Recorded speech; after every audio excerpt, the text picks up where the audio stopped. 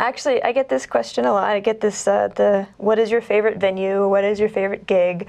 I don't really think, I mean, there are some places that I play that I will be happy to never see again, I will say that, but everyone has to pay their dues. I think when you're at a venue with really good sound, I remember playing a solo gig actually at the 930 Club in Washington, D.C. And it was like, the sound was so good, and the sound on stage was so good. It was like wearing headphones. It was just this envelope of sound and me, and it just, it was just a really cool experience. That being said, you know, playing festivals, it can be stressful because you don't get a lot of time to sound check. Sometimes you do, sometimes you don't. But you might be outdoors looking out on something really, really pretty, and the wind's kind of blowing, and it's a very different just aesthetic. It's just a different, you know, everything's lit up because of the sun, or, you know, if you're playing during the day. So that's also very rewarding and very fun too. If I had any advice for someone that was wanting to be a musician and make records and tour, I would just say that you have to really, really love what you do. You don't have to believe in any of this nonsense of, you've got to believe in yourself and you got to know that you're going to make it and all that. You just have to love what you do. And I'll tell you, because there are some times where you're like, you cannot believe how many people you're playing to, how many people are, you know, into your music and totally with you. And then the next day you turn around and there's just a few people at your gig. I think that you have to still be able to get up on stage and still be able to have a really good time, with or without this, you know, this kind of adulation from an audience. And if anything, like, that just cannot be the objective, is to want to be famous. You have to love music, that's all.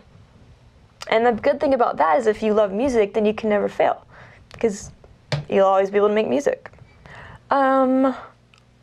I think that, well, for starters, as far as the guitar that I play, which is acoustically, I typically do play Innovation, although I do have other guitars, is that they're just very easy to deal with. It doesn't hurt that I grew up with Innovation in the house, and eventually took that guitar with me to college, and so I was just sort of more familiar with the feel. I don't know. I mean, I'm just very, very used just to the weight of the guitar and the feel of the plastic and the round back. It's something that, because I think I grew up with one, it wasn't foreign. So I think they definitely, they get a bad rap for no reason. I think just because they look kind of silly.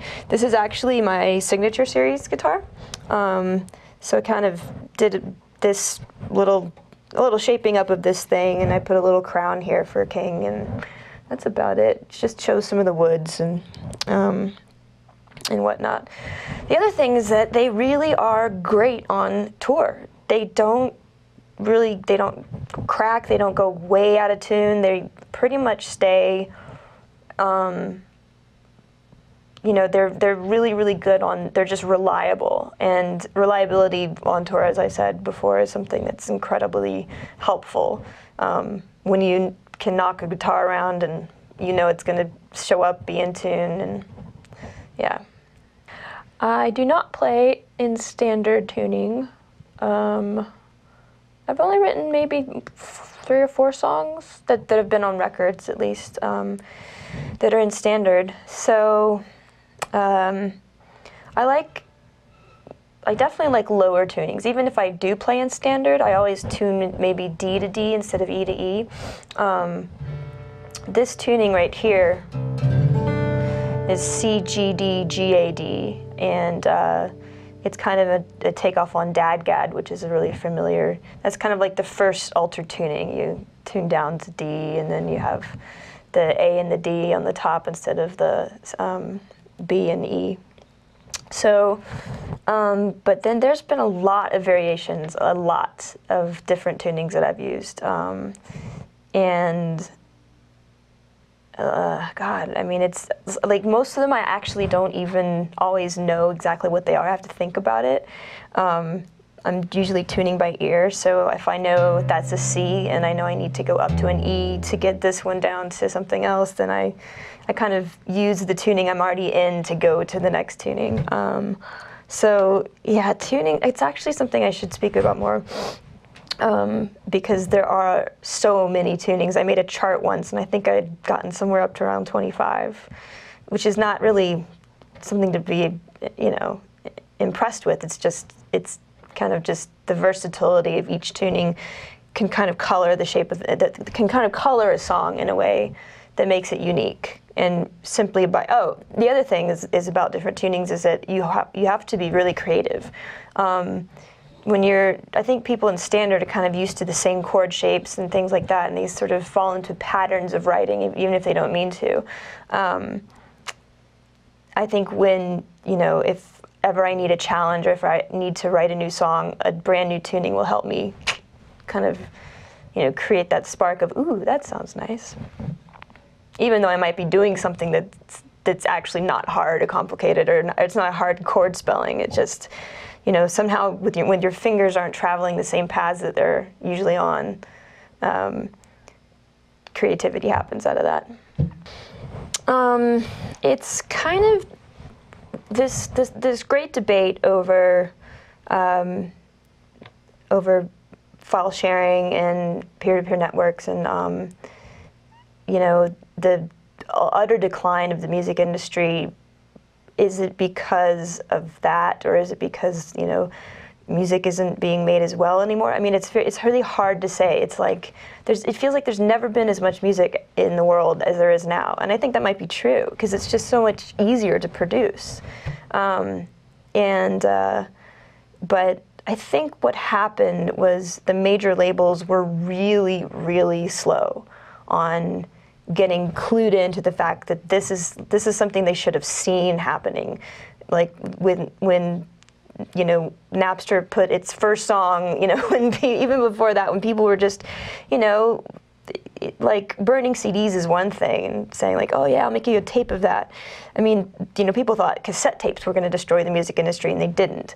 But I think when you, all of a sudden, the idea of being a collector and having a CD or having a physical copy of music, when that disappeared, when that concept just went, you know, to really, because anyone could have anyone could have the largest library of music anytime for free. So what's the point of really going and, you know, purchasing music and feeling like, you know, oh yeah, he's the guy with the great record collection or whatever.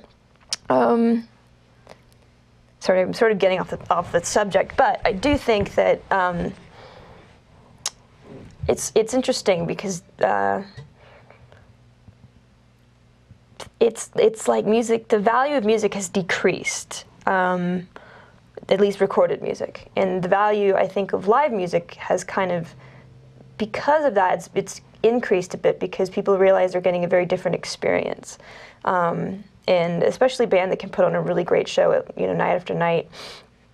And so, you know, people don't really know when it's going to bottom out or what's going to happen, or if iTunes and Amazon are really going to be able to, you know, hold on to the market enough to where, you know, making it a record doesn't just mean that you're making like a souvenir that people get after they go to your show.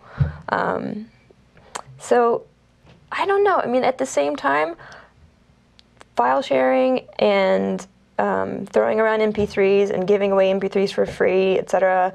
It's, you know, while it's definitely decreased the value of music, it's certainly made careers for people that would have never had them before. They wouldn't have gotten signed, they wouldn't have gotten backing and all that stuff. And so it's been very, very interesting to be a musician that actually, I kind of started at the start of the trend. The start of the trend of music declining in sales, etc., was actually the start of my career. And so, having seen so many different things and people you know, go through so much agony and confusion and books and things being written about the subject. It's been an interesting ride, and no one knows where it's going to end up, really.